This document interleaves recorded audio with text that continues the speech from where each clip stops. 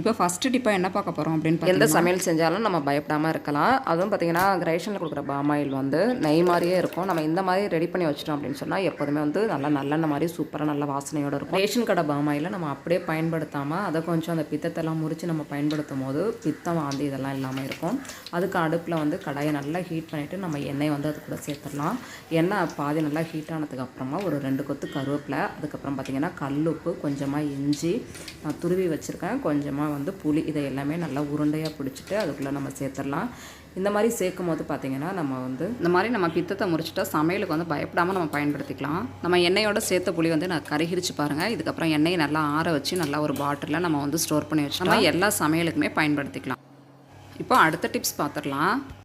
செப்பல் கடையில் நமக்கு இந்த மாதிரி வந்து அட்டை பாக்ஸில் செப்பல் வச்சு தான் நம்மளுக்கு வந்து தருவாங்க. அந்த அட்டை பாக்ஸை வந்து நம்ம செப்பலை யூஸ் பண்ணிவிட்டு வேணாம் அப்படின்னு சொல்லிட்டு தூக்கி போட்டுருவோம்.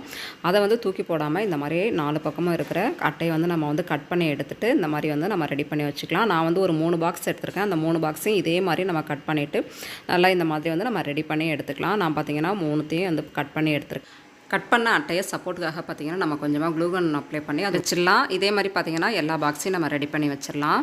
நம்ம வீடுகளில் பார்த்திங்கன்னா கபோர்டு இல்லாத டைமில் இந்த மாதிரி அட்டை பாக்ஸை வந்து வேணாம் அப்படின்னு சொல்லிட்டு நம்ம தூக்கி போடாமல் இந்த மாதிரி நம்ம வந்து ரெடி பண்ணி வச்சிட்டோம் அப்படின்னு சொன்னால் எதுக்கு வேணாலும் நம்ம வந்து யூஸ் பண்ணிக்கலாம். பார்த்திங்கன்னா நான் எப்படியோ வந்து வீடியோவில் காமிச்சிருக்கோன்னா அதே மாதிரி பார்த்திங்கன்னா ட்ரை பண்ணிங்க ஃப்ரெண்ட்ஸ்.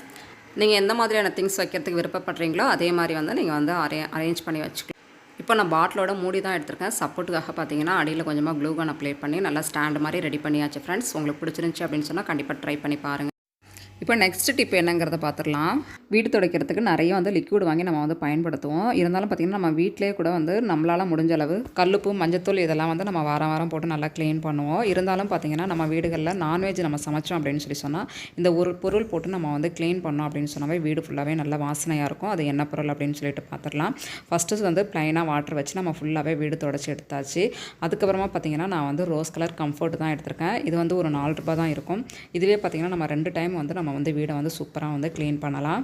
வீட்டில் என்றைக்காவது ஒரு நாள் நம்ம நான்வெஜ் சமைச்சாவே வந்து வீடே பார்த்திங்கன்னா பேட் ஸ்மெல் அடிக்கிற மாதிரியே ஒரு ஃபீலாக இருக்கும். அந்த டைமில் நம்ம இந்த மாதிரி வந்து ஃபுல்லாக ஃபஸ்ட்டு ப்ளைன் வாட்டர் வச்சு நல்லா வீடை ஃபுல்லாக தொடச்சிட்டு அதுக்கப்புறமா கொஞ்சம் கம்ஃபர்ட் போட்டு நம்ம க்ளீனாக தொடச்சி எடுத்துட்டோம் அப்படின்னு சொன்னாவே வீடு ஃபுல்லாகவே சூப்பராக இருக்கும். கண்டிப்பாக ட்ரை பண்ணி பாருங்கள். இப்போ அடுத்த டிப்ஸ் என்னங்கிறத பார்த்தா கவரில் நெய் வாங்கினதுக்கு அப்புறமா அந்த நெய் வந்து ஒரு பாக்ஸில் வந்து நம்ம வந்து மாற்றி வச்சுருவோம். அந்த மாதிரி மாற்றி வச்சதுக்கப்புறமா அந்த கவரில் இருக்கிற கொஞ்சம் ஒட்டிகிட்டு இருக்கிற நெய் வந்து நம்மளால் எடுக்கவே முடியாது.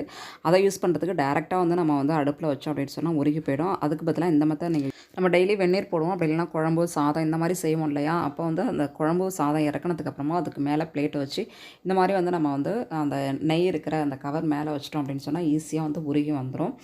நம்ம வேணாம் அப்படின்னு சொல்லிட்டு நம்ம வந்து தூக்கி தான் போட்டுருவோம். ஆனால் வந்து இதை நம்ம இந்த மாதிரி வந்து ரெடி பண்ணும்போது பார்த்திங்கன்னா இதில் ஒரு 15 ml வந்து ஈஸியாக நம்மளுக்கு வந்து நெய் வந்து கிடச்சிரும். கண்டிப்பாக வந்து இந்த மெத்தட் வந்து யூஸ் பண்ணி பாருங்கள் ஃப்ரெண்ட்ஸ். ரொம்பவே வந்து யூஸ்ஃபுல்லாக இருக்கும்.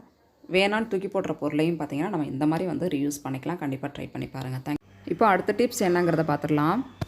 நம்ம கிச்சனுக்கு பார்த்திங்கன்னா நைஃப் வந்து நிறைய வெரைட்டியில் வச்சுருப்போம். சின்னது, பெருசு இந்த மாதிரி வச்சுருப்போம். சின்னது பார்த்திங்கன்னா இந்த மாதிரி ட்ரேயில் வச்சிடலாம். ஆனால் நான் வந்து ட்ரேயில் வந்து வச்சு காமிக்கிறேன் பாருங்கள். அது எந்தளவு வந்து நிற்கவே மாட்டேங்குது. ஏன்னா அந்தளவு வந்து கத்தி வந்து கொஞ்சம் நீளமாக இருக்குது.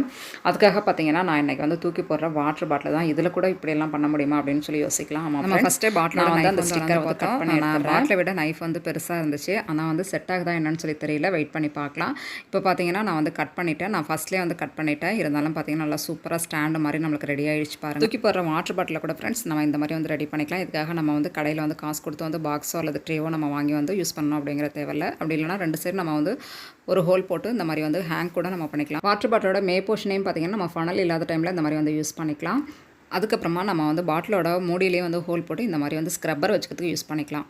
இதனால் சோப்பு வந்து குழகுழப்பாக ஆகிறத நம்ம அவாய்ட் பண்ணிக்கலாம். நம்ம சிங்குக்கு மேலேயே பார்த்திங்கன்னா இந்த மாதிரி வந்து ஒரு டபுள் சைட் டேப் போட்டு நம்ம ஒட்டிட்டோம் அப்படின்னு சொன்னால் அந்த ஸ்க்ரப்பரில் இருக்கிற தண்ணி ஃபுல்லாகவே கீழே பார்த்திங்கன்னா அந்த சிங்க்லேயே வடிஞ்சிரும். இதனால் பார்த்திங்கன்னா ஸ்க்ரப்பர் வந்து நல்லா காஞ்சிருக்கும். நமக்கு சோப்பும் பார்த்திங்கன்னா நல்லா காஞ்சி போயிருக்கும். நம்ம சோப்பும் ஸ்க்ரப்பரும் வந்து ஒன்றா வைக்கிறதுனால சோப்பு வந்து சீக்கிரமாக வந்து கரைஞ்சி வந்து வேஸ்ட்டாக போகிறது கூட வாய்ப்பு இருக்குது. ஓகே ஃப்ரெண்ட்ஸ், ஓரளவு வீடியோ ஃபுல்லாக பிடிச்சிருக்கும் அப்படின்னு நினைக்கிறேன். பிடிச்சிருந்துச்சு அப்படின்னு சொன்னால் மறக்காம நம்ம சேனலுக்கு சப்ஸ்கிரைப் பண்ணிடுங்க. தேங்க்யூ.